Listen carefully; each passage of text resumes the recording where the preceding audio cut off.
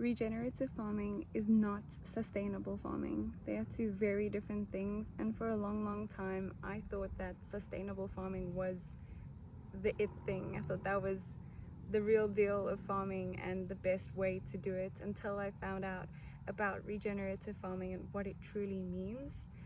And although sustainable farming is better than factory farming or chemical farming or commercial farming at a large scale with all the things, the horrible things,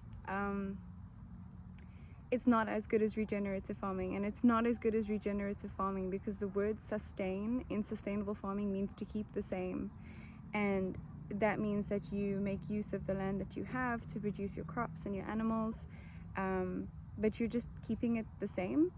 But regenerative farming means to regenerate, and that word means bring back to life.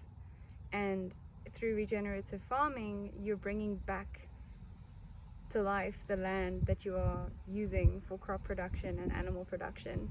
And there's so much more beauty in that and harmony in regenerative farming than there is in sustainable farming. Sustainable farming is good, but if you just apply and tweak a few things to your sustainable farming to make it a regenerative farming approach, your land will love you more and you will love your land more too. I've come to realize that everything in life is symbiotic, and this has been highlighted for me through my time on the farm, learning and observing the means of symbiosis with the animals and the land. And one example that I think many might know is that little white bird next to the cow, which feeds off of the cow by eating like bugs and insects and things on the cow, and in that way also relieving the cow of irritation. And so although it's not a signed agreement, they just go about their day. The cow's eating the grass and then the little white bird eating bugs off of the cow. Another example, something that I see all the time, and this intertwines with one of the core ideas of regenerative farming, which is rotational grazing. I think this is my favorite one because I'm an animal lover. It's not the most important one. All the principles of regenerative farming are important.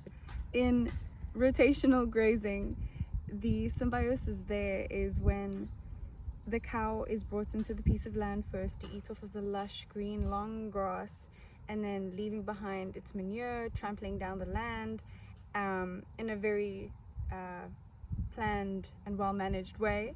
And when that cow is moved off of that land, those cows and the chickens come in after the cows to eat from the land further and to trample down things that the cows didn't trample down things. They also feed off of the cow's manure and scrape and peck at and help distribute the manure across the land, bringing it back to life. And so in that way, like, the symbiosis is between the land and the animals, and between the animals and the animals too, and it's just so beautiful. I don't see the reason why one would not want to work in harmony with the land like that if you just knew how to, which I'm slowly figuring out. Another thing that just makes sense about regenerative farming is how it quite literally mimics how nature and the likes of animals and plants and the soil would occur naturally in the wild. Not in the wild, but just without like human interference. And so it in essence, regenerative farming, I believe, is the way in which one works in harmony with the land instead of against the land, by means of chemicals or just the nasty stuff. So regenerative farming in a nutshell is working in harmony with the land and bringing back to life the land by using the animals and using the plants. And yeah, I guess I'm still figuring it out, but I'm slowly realizing the beauty and the importance of regenerative farming.